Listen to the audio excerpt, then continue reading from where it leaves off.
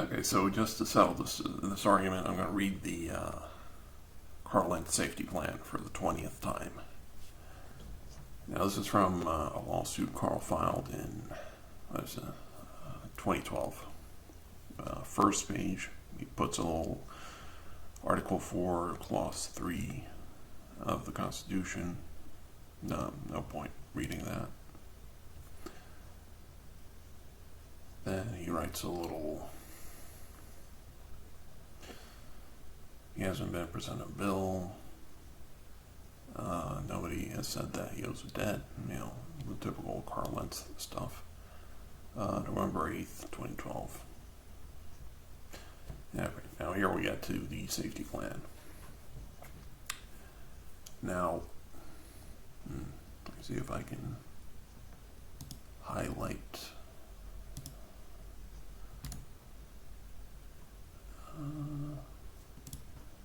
Okay. No, that's not going to work.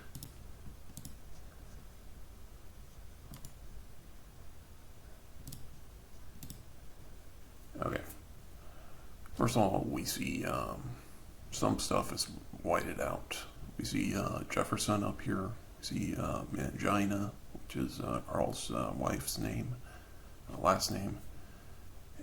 We have the case number 393, and then Ken K something as the worker. Now, here's the key point.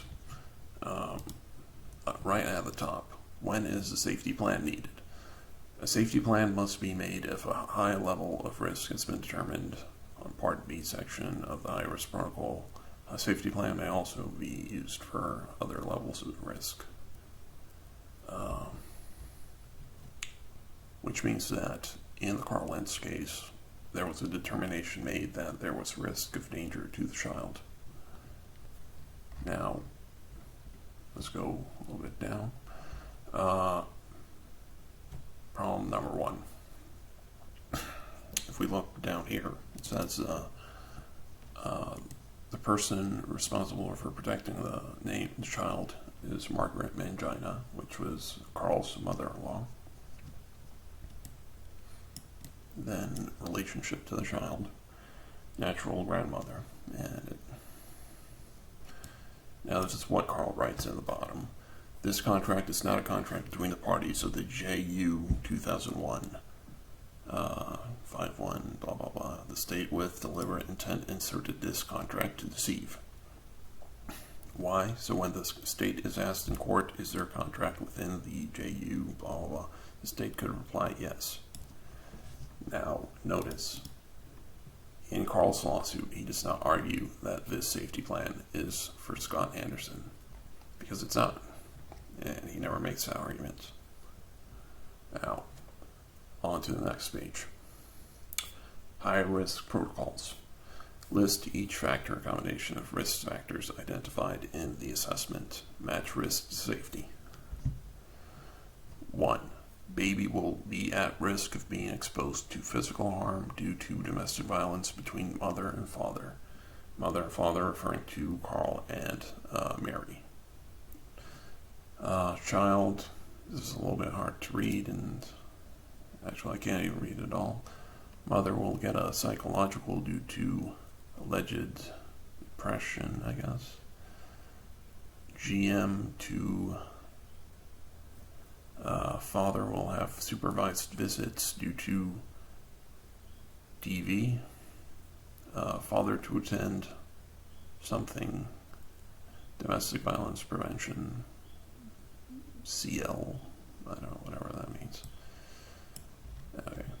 Identify how the safety intervention matches the risk factor. Child will be in a safe environment. Now then, the out-of-home safety plan, it says shelter care. Now we'll see the shelter care order later on. Now then, this is safety plan conclusion. Child will be in home grandmother and be in a safe environment away from domestic violence. And at the bottom, I zoom in, We have the signature of Karl's mother-in-law, Margaret Mangina, 8/10/01. Now then, this is the order of shelter care, which is, first of all, let's look at the shelter care case number. It's JU 2001, which is the case number Karl lists as his case number over here. JU 2001. Now let's go back to the shelter care order. Okay, now let's read the shelter care order that he placed.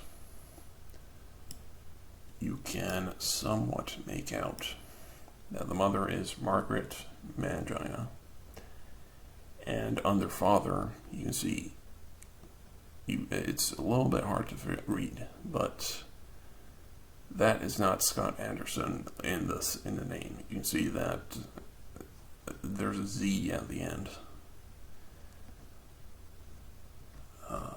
But anyways, let's zoom out. That's part of the problem here. It's very difficult to. But anyways, it also says the name of the child, and even though Karl blacked out the name of the kid, you can see that name starts with K and ends with M. The Anderson kid that Karl mentions was Stephanie or something Anderson. So if this was a safety plan for Stephanie Anderson, it would have SA, not KM. As we can see later, the name of the kid Karl is referring to starts with K and ends with M, because at that point he still had Mary's last name, not Karl's last name. And again, notice that Karl's arguments are that the court order was not executable, blah, blah, blah, fraud by the court. Now here we go to the smoking gun. August 13, 2001. Worker and Mrs. Bradley then spoke to Mary K. Mangina and Mr. Lentz together. Miss M.K. Mangina asked Mr. Lentz whether she should sign the safety plan. Karl inquired about the safety plan. Worker allowed him to read the safety plan, but he didn't read it. Mr. Lentz told her to wait, and they would probably sign it tomorrow. August 14th. Mary K. Mangina and Mr. Lentz arrived at the DHR office. They spoke with the worker and the supervisor, but the safety plan still went unsigned. Now, if this was in fact Scott Anderson safety plan, why would Karl be asked to sign it, and why would Mary be asked to sign it?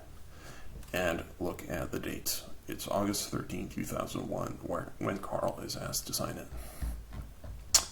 We go to the safety plan.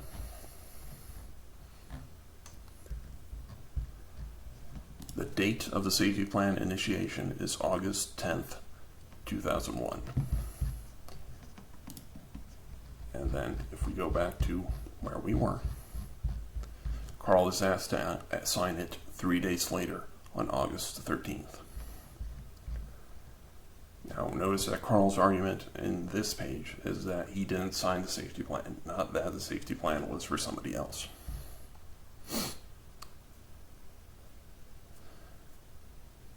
Meanwhile, there's this notice.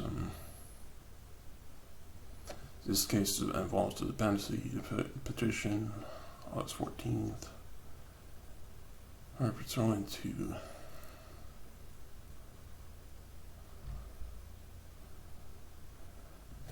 notice here that in this page, Karl's arguing that there was no agreement between DHR and the parents, which we don't even know.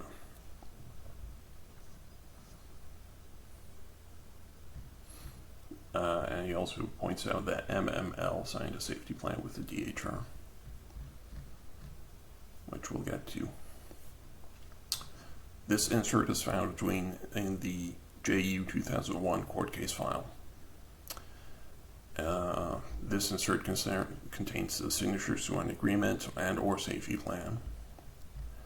Blah, blah, blah. Problems with the state's claim that this refers to the existence of an agreement. 1.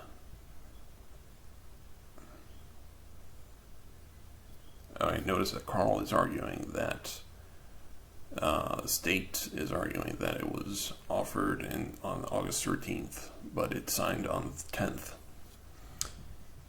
And the other thing that Karl complains about is that it was signed by his mother-in-law, not by the parents.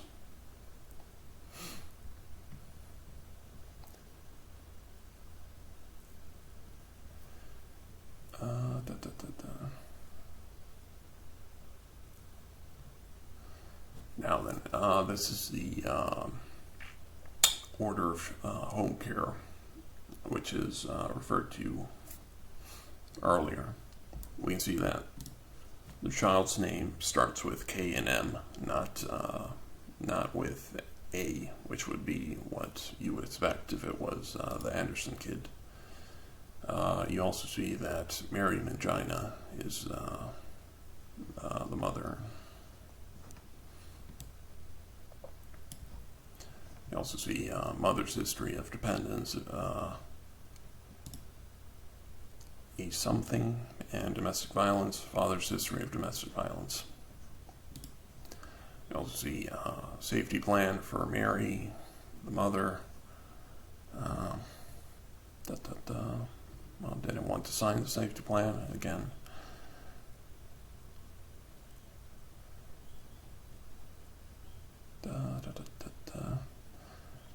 Let's see here. Are the child and siblings placed together? No. The natural grandmother, Margaret Mangina, was able to take care of a newborn baby. Then he lists the constitutional Alabama. Don't need to read that again. And he makes a little Karl Lentz thing. I refute any legalese terms, blah, blah, blah. And he refers to some case law, inherent power of the courts, whatever. Okay, then we have the name of the kid, K.O. I'm not going to say it, but everybody knows already what the kid's name is. There's the order for shelter care, page 8 and 9. Blah, blah.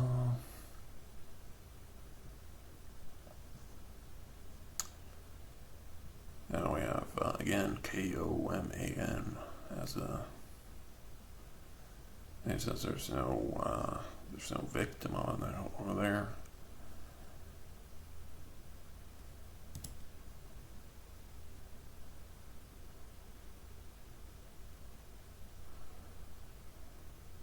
Then there's the home evaluation, which he says is not for this child,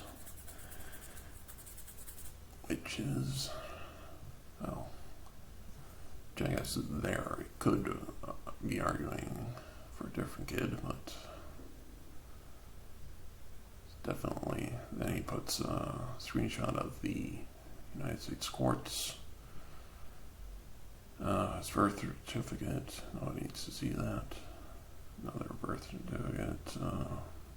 Oh, well, I should delete that. What else? Federal courts.